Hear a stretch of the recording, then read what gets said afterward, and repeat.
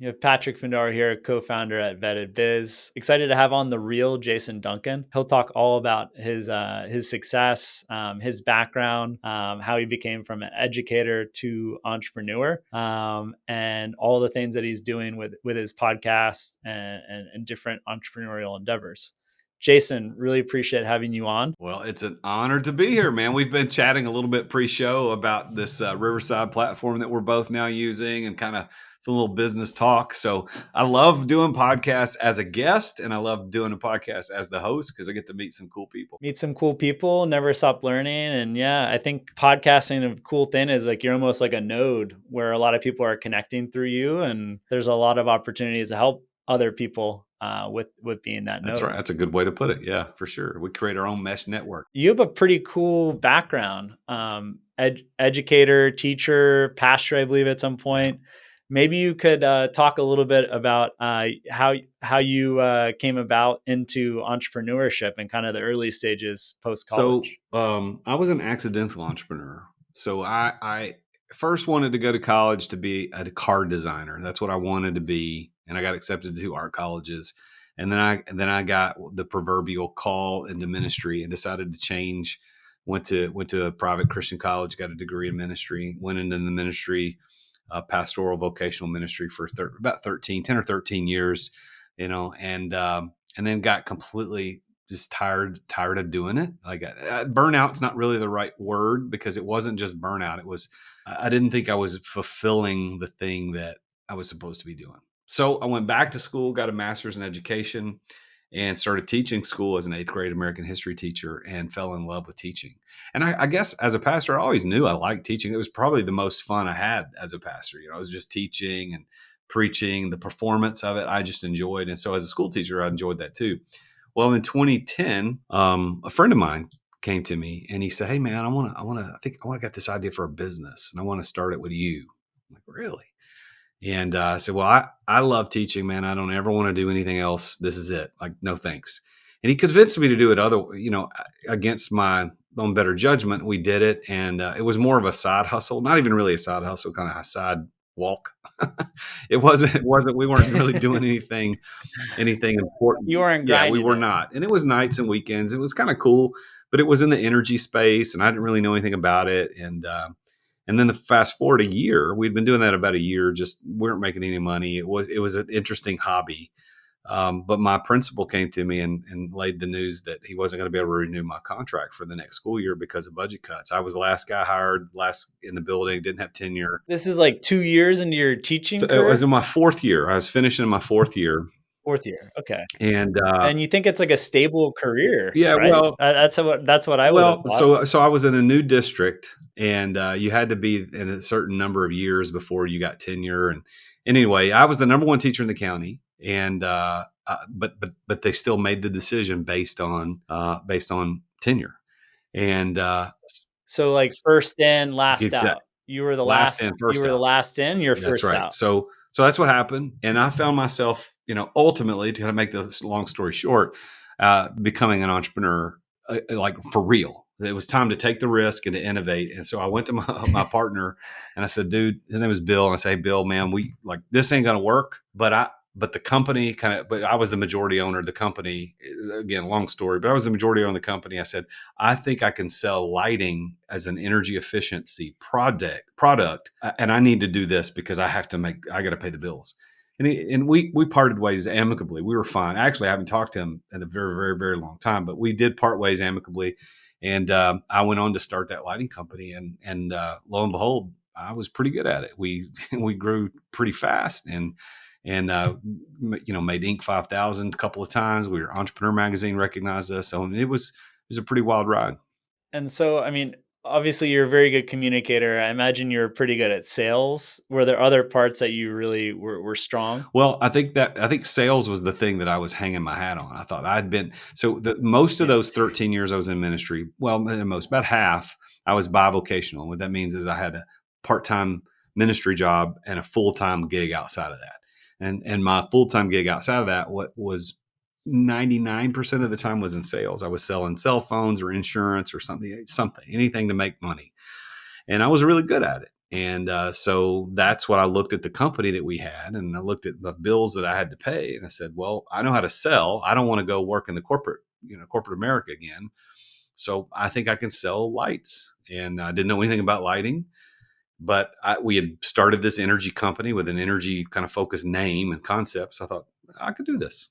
And then how did that transcend to the exit lifestyle? Like how many years were you like really involved working 40, 50, 60 plus hour weeks and then switching into kind of I believe what you coined the exit lifestyle? Yeah, so that's really the thing that is the most interesting part of that story for me is that in 2017, I think 2017, I hired a business coach for the first time. And by this time, we'd made Inc. 5000 list. We'd already made it once. We were on our way to make it the second time, and so we had a successful business, multi-million-dollar business. Very profitable. Things were going well, and I hired a business coach. And I said, okay, so what should I be doing? And so he, as a good business coach would do, started asking questions, probing. And he's like, "Well, what would you do if you weren't doing this?" I said, "Well, I don't know. There's a lot of things I'd be doing." And like lighting is never passion. I was never passionate about it. I didn't know anything about it. This is not like knowing what I know at that point. Would I start a lighting company? Hell no. Like no, no, no. I would. So that wasn't your God-given No, no, it was vocation, not. And lighting. so he began asking me those questions that made me think about, well, what am I doing here? And so ultimately I thought, well, let me just sell the business because then I can go and do something better. And well, he was the first person to reveal to me, well, your business really ain't worth anything because you built the business around you. And I didn't really know what that meant, but as I started to analyze that, I was right. Like I had great employees, many of whom are still with me to this very day. I still own the company, and but I had built the systems based on me as the hero. I fixed everything. I was the guy, and that made my business practically worthless, even though we were very profitable. And Because a new owner would come in and revenue would drop like sure, 80% yeah, because it would just be like a shell. yeah. Well, I mean, look at business brokerage statistics, they'll tell you that an owner operator has a business that is worth 30 to 50% less than if he was not the owner operator. He could be the owner, but not the operator. Very well said. And that's reflected in like EBITDA multiples compared to seller discretionary earnings, where Exactly. it might just sell for 1.5, 2 times if it's owner operated, depending on the field. But if it's a business with a full time manager and the owner is more like an executive chairman, it could be 5 to 10x Yeah, the and earnings, the you EBITDA. see, that better than most people. But the other side of that, which is the uglier side of that, is that most small businesses that are on the market for sale, the buying decision is a binary decision from the buyer. They'll look at it and say, I either want it or I don't. It's not, I'll offer you 1.5 versus I would have offered you 5. They don't even make the offer differences because they look at the guy and say, you're running this. I don't want it. And that's it. Like it's a binary. It's a yes, no. So your business is essentially worthless. And that's what my coach revealed to me. And so at that moment, I was like, well, what do I do now? How do I do this? Well, I could spend the next 3 to 5 years figuring out how to extricate myself from daily operations to make the business sellable. Or I could figure out now how to extricate myself from stuff and maintain ownership, maintain the tax benefits, which in the energy space I had a lot of tax benefits, maintain the financial benefits, and just let somebody else run it. And that's the decision that I made. And so as I got done with that process. It took me about 18 to not quite 24 months to figure that out and to actually execute it. And I stepped away from daily operations in 2020, January 2020. And as I did that and lived through that experience, I didn't know what I was going to do next. I had been coaching people, but I didn't know what I was going to do. And so people kept coming to me and say, Jason, I want to do that. What is that thing you talk about? And I said, yeah, I exited without really exiting. Yeah, I want to exit without exiting too. Can you show me? And that kind of morphed into this concept that now became kind of my thing. I show people how to exit without exiting. And then I hired another coach because I think everybody needs a coach in life. Hired another coach, helped me with the marketing and the messaging. And he said, what you're really selling, Jason, is the exit lifestyle. It's how do you own the business and yet live the lifestyle as if you have exited. I'm like, yep, that's what I sell. So that's the book I'm writing. It's called The Exit Lifestyle. My hashtag is The Exit Lifestyle. The method is exit without exiting. Well, a lot of our listeners are prospective franchisees, current franchisees, and even current small business owners. And I think a lot of them will relate to this because they're in a field where the valuation for their business, if they sold it, what are they going to do with that money? Where it's better that they generally keep the business and live that exit lifestyle, and then they can do other things with their time, but they still have a nice cash flow coming in because it's not some tech company that's going to sell for a multiple of revenue. It will sell for a multiple of the earnings, and probably won't move the needle for their lifestyle. So I could see a lot of times where it's better they hold on to Yeah, it. if you figure a franchise, and you're actually positioned well for this concept that we're talking about, because your listeners are supposed to be running and owning businesses that should operate without them. Yes. That's the whole why else would you buy a franchise? I mean, think about McDonald's, multi-billion-dollar company, and who's working in that company? 15, 16-year-old kids that don't give a blank whether or not you come back to their store ever again. Yet they built, because the systems and the franchise systems they put in place. So if we're talking about systems and processes, your people that are listening to this need this better than anything else. They need to figure out how to get themselves out. Now, it's not just as easy as walking away. I mean, there's things you've got to do, but that's what I've been able to figure out as the secret sauce, is how to get people out of the daily operations and maintain ownership. So going back to that franchisee. So that franchisee owns a business that might sell in the open market for 2 million. And that would be high in most small franchises. I realize there are bigger ones, right? I don't know my numbers as well as you do, but say sell it for $2 million. Well, by the time tax man gets it, let's say you're walking away with 1.2. Okay, you can't, you're not retired in 1.2 million. But if your No, business was worth 2 million, you were probably making 300-400 grand a year. I don't know. Let's just say three, just for the sake of conversation. no, it's about Now, right. what if you said, you know what, guys, I'm going to take 100 of my salary and I'm going to hire somebody to run this thing. I'm going to take 100 grand cut, not add anything extra to the bottom line, nothing to the P&L. I'm just going to take 200, but I don't have to be here anymore. Now, that's a deal I'd sign up for every day of the week. I'd give away 100 because it's an investment. Because am I going to go make 100 or more? You better believe it. I'm going to take that time that I now have back. I still got 200K coming in.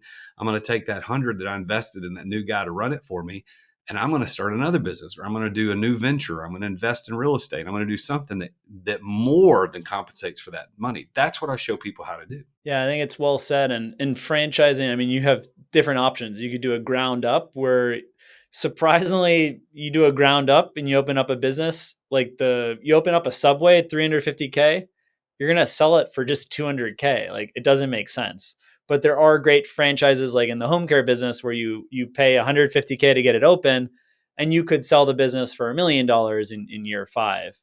And then you have other ones that, yeah, you can just you can acquire the business right away where you have that margin for a day-to-day manager.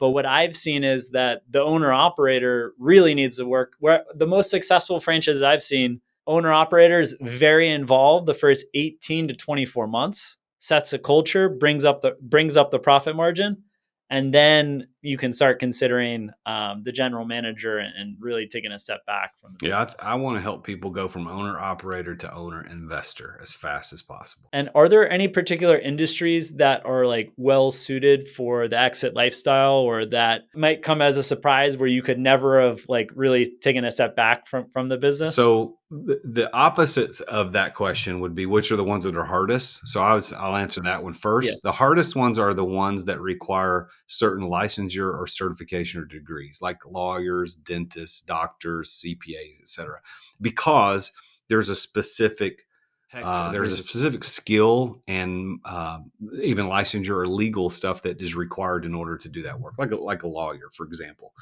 But that doesn't mean it's impossible. So, for example, I have a lawyer who's a member of my mastermind, the Exeter Club, who came into my coaching kind of circle and universe as a single shingle, running his own deal, and now he's got Just one yeah, man one man show, show. doing whatever came in, whatever And I legal told work. him, I said, listen, it's going to be harder for you than the average bear, but we can make this work. And sure enough, here we are, year and a half in for him, and he now has two associates. So he's got two associates that are handling the majority of the work. He's now able to spend more time doing business development to find those high profile clients that he needs, Yes. administrative assistant to handle the grunt work, and now he's building a brand.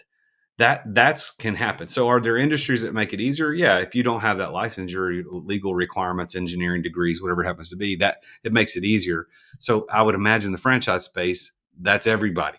Like almost everybody in the franchise space, you don't have to have the degree or the licensure technically. I mean, there's a business license, but you don't have that technical license.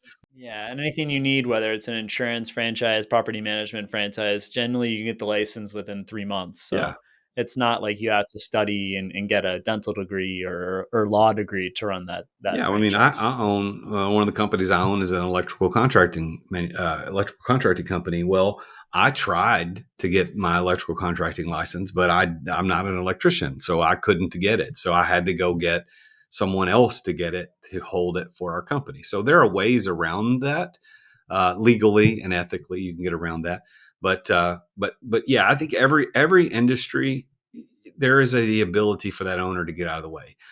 But the bottom line really comes down to, Patrick, is if you're living in the center of what God put you on the planet for, work at it 50, 60 hours a week and embrace it. Yeah. But don't lie to yourself saying, man, I love making Subway sandwiches. This is what God put me on. No, no, that is not what you're here for. There's if you're a Definitely. business owner, you're an entrepreneur, man, you're made for so much more than pushing papers around and Yes. hiring and firing people. There's an impact that you can make in this world that's so much better than doing that daily grind crap. All this hustle and grind culture that we hear on Instagram and TikTok, it's BS. You've got a place in this world. Find it and go at it. Don't stick in that business every day just because you're lying to yourself that that's what you're supposed to be doing. Yeah, and I think I can relate to that. It's like what impact can you do for your local community or larger world impact, and with that you get self fulfillment and money will come. Yeah. I mean, one of the keys that I've found in hosting my podcast, and even before I started the podcast, one of the keys I found for most successful entrepreneurs is the first and most important key is that of passion. And most people think that when Yeah, I say that, they think, well, it's something I have to like and enjoy. Well, that is part of passion, but really, passion means willing to suffer. That's actually what the word means. If you look at the passion of the Christ, it wasn't that he was excited to go to the cross. Jesus was not happy about it. He's like, hey, God, I don't want to do this. If there's any other way, please don't let me do this. But nevertheless, I'll do it anyway because I'm willing to suffer for a greater cause. So I think that if you find the thing, whatever the thing, and I'm one of the few people in my circles that I walk around with that have found the thing. Like I'm doing exactly what I'm here on this planet to do, and I will suffer for that no matter what. If I'm making money, not making money, this is where I'm here. I'm not going to chase a dollar. I could make more money doing something else besides a coach. I could work with you and buy a franchise and build this mega franchise yeah, empire and have stores all over the country. I could do exactly. that, and I I'm could sure make you millions could. and millions and millions of Yeah. dollars. But that's not what God put me on the planet for. I'm here for this, and that I will keep suffering for this passionately until it gets me to the financial rewards that I'm hoping that it will finally provide. The passion part, like I definitely can connect with that. Like I'm passionate about surfing. I was just in El Salvador last weekend with some friends, surfing big waves. And yeah, some moments suck and you're held underwater. Like I still have scratches from all the rocks and everything, but I feel the most alive when I'm doing that, when I'm Yeah. surfing. And there's some other parts about business where I do like mentoring younger talent and I feel alive. That's when you find that. I mean, now can you make money at it? Like there's four things you got to ask yourself. There's four Exactly. things. So number one, Yeah. something that you're uniquely gifted at and you like and you're good. All right. So there's one. Number two, is it something the world needs? Number three, will they pay you money for it? And number four, does it give you energy? And if you can find the Yes. thing that does those four things for you, that's the thing you should be doing. So for you, you run surfing through that metric, through that matrix. All right, are you Yeah. uniquely good at it? And Yeah, then it becomes a hobby. probably. But does the world need it? No. Does they pay you money for it? No. No.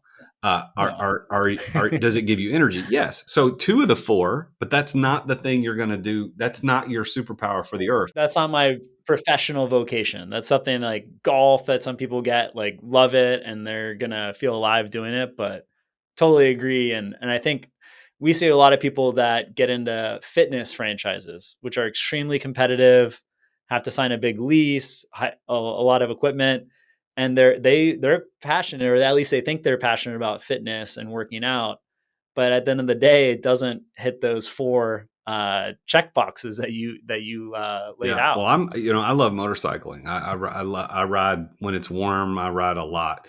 And I've always said if I could find a way to make money at that, I would probably do that.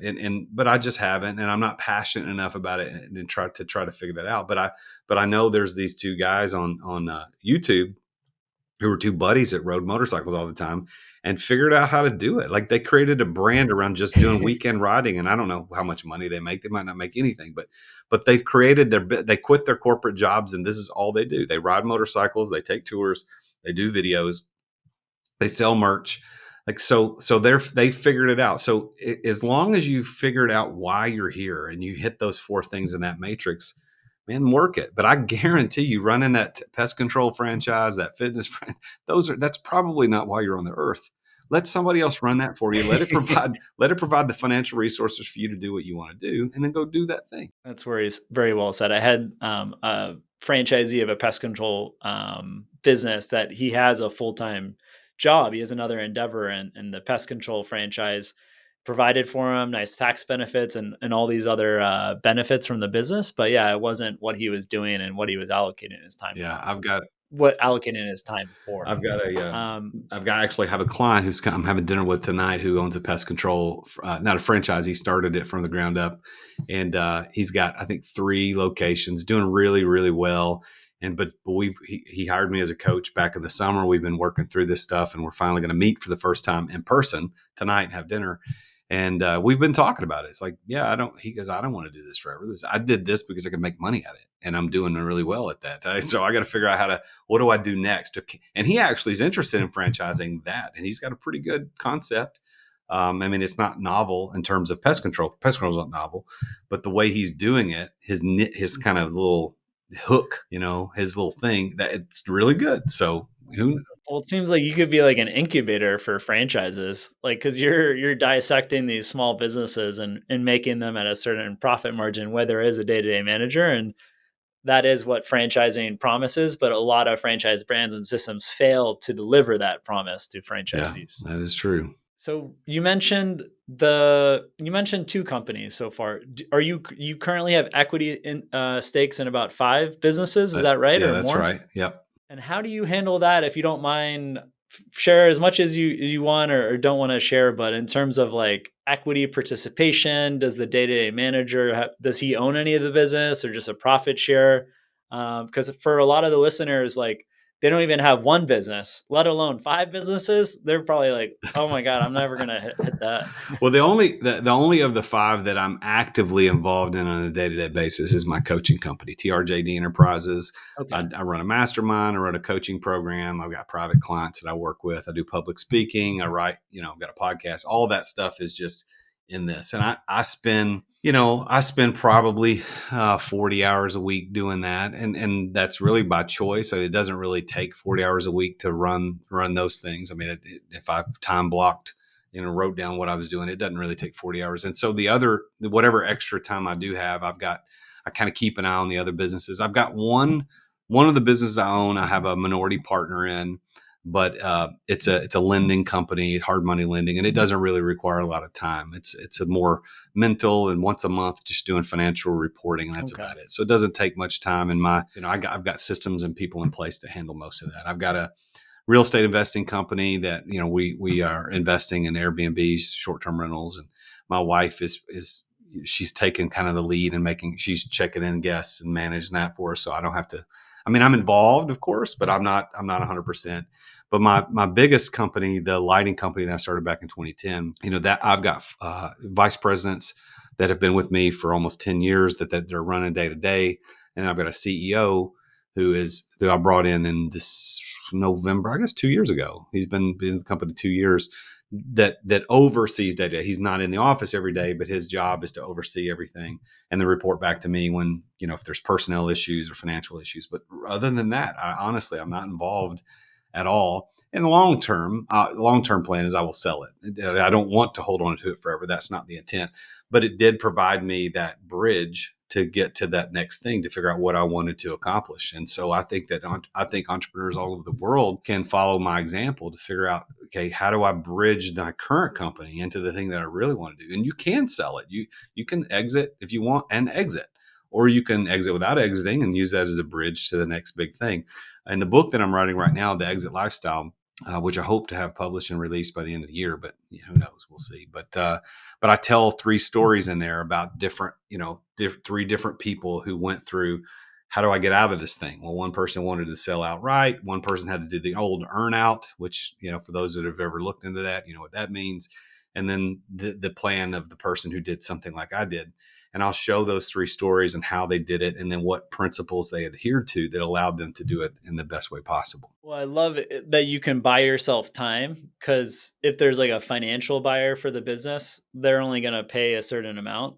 But if it's a strategic acquirer, some multinational company that wants to enter in your local market, or I guess you're distributing all over the US, some player comes from overseas and they like your business and they want to tap into the US market, the multiple could be like 500% higher than what you would get from like a small private equity, a lower middle market private equity fund. Yeah, So, but those kind of opportunities they're just not here every month.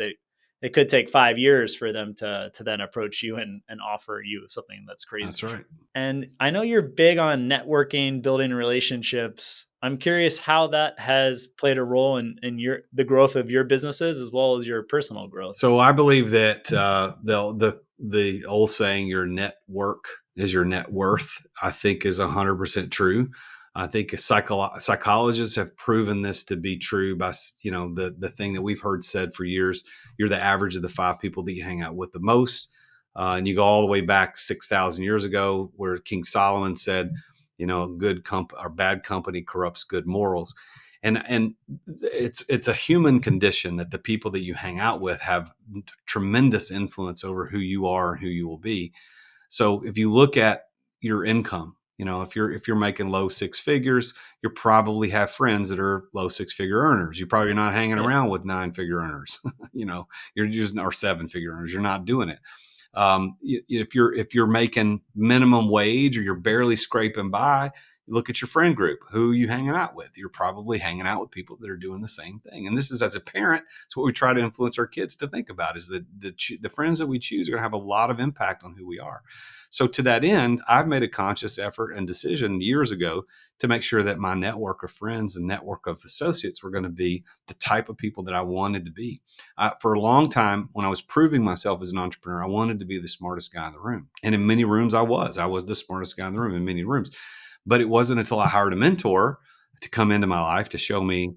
Then he said, "Hey, if you're the smartest guy in the room, you're in the wrong room. You got to get in better rooms." And so I started looking for better rooms to get into. It's like, oh, wait a minute, I need to get into a better room where I'm the lowest end of those 5 people, that they'll pull me up.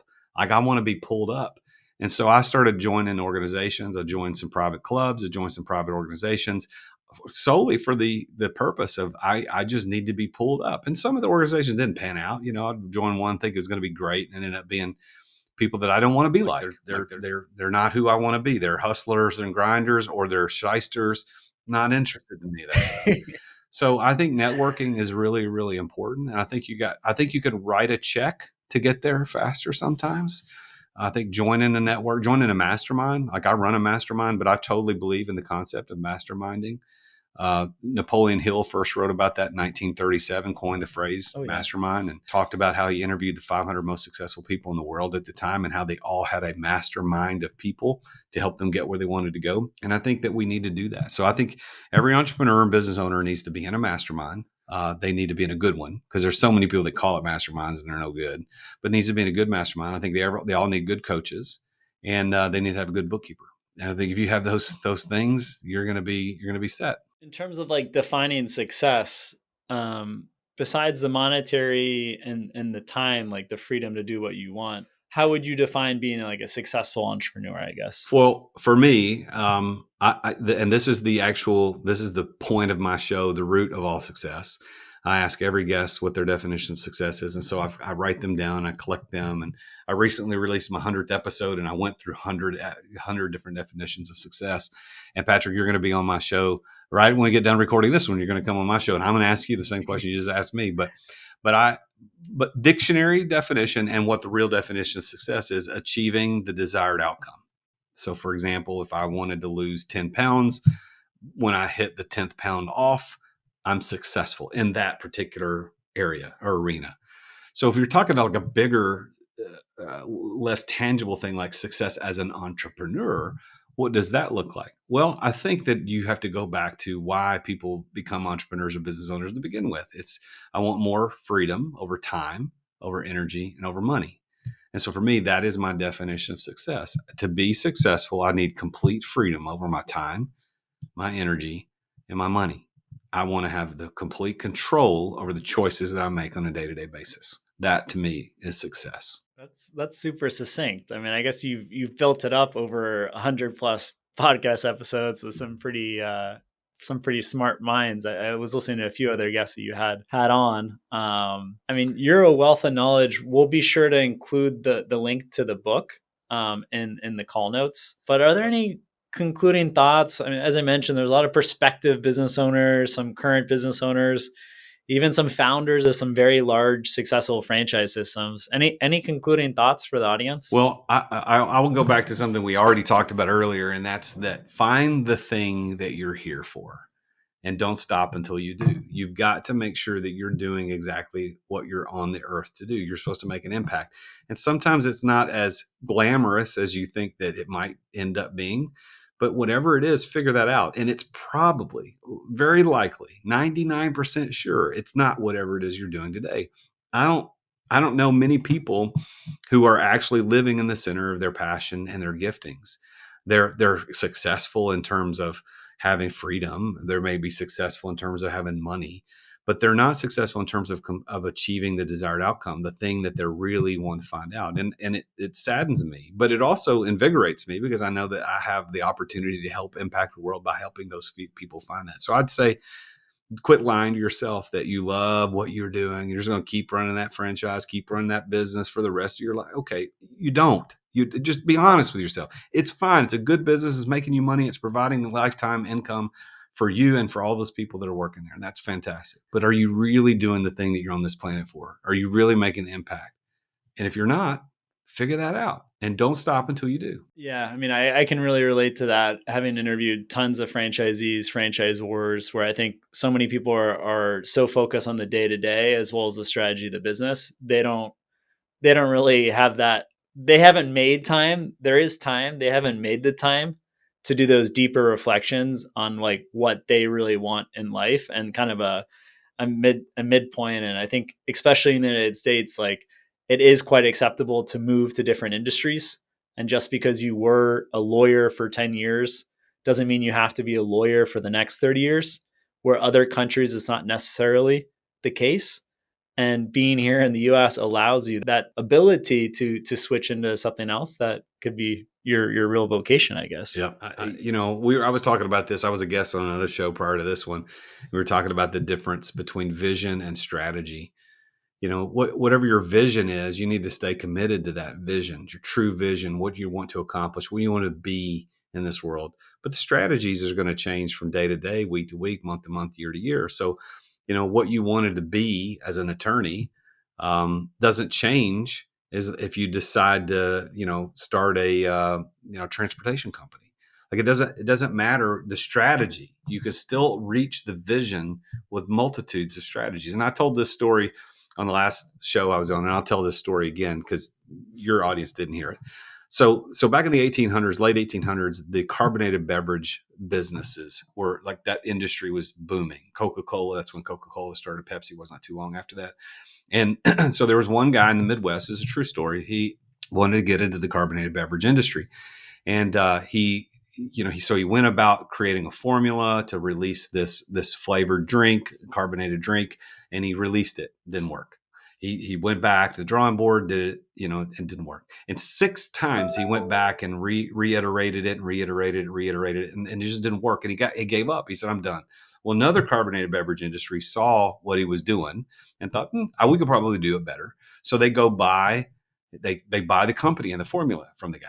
They change it one more time and release the product, and the product goes wild. It becomes the number one selling carbonated beverage at the time. You know what the name of it was? 7-Up. The 7th time they went to market with it, it worked. Huh. And so the vision was, hey, I want to create a carbonated beverage that appeals to the masses. And the strategies changed 7 times before it hit. And it finally hit. And when it did, the company that bought it became very, very wealthy. But the guy gave up too early. So don't give up too early. Your vision and your strategy are different things. Stay committed to the vision, but just know that your strategy may change. Jason, that's an awesome conclusion. And I'm going to have to think for a week probably what the title of this podcast is, because I think there's just a lot that we covered, and you have some super quotable lines there. But I'll be sure to include a link to when the book's released so that people can buy the book, a link to your website. We've gone through a lot here that can be applicable whether you're a first-time entrepreneur, seasoned business owner, seasoned entrepreneur. There's a lot to unpack, and if you liked what you heard from Jason, definitely dive into his website and even explore one of his masterminds that he hosts. Yeah. Well, thank you, Patrick. It's been an honor to be on the show. I would invite people to go follow me on Instagram at the Real Jason Duncan, or LinkedIn at the Real Jason Duncan. But the action thing that I would give to your listeners is, if you're not sure if you're ready to exit or not, you don't know where you're at in that whole thing, go to amireadytoexit.com. That's amireadytoexit.com. And there's a free assessment you can take and get a free report on how close you are to being able to exit the daily operations of your business. Completely free, no strings attached. Just go take it at amireadytoexit.com. Very cool, Jason. We'll also include that into the YouTube description and the podcast notes. Thanks again. Thank you.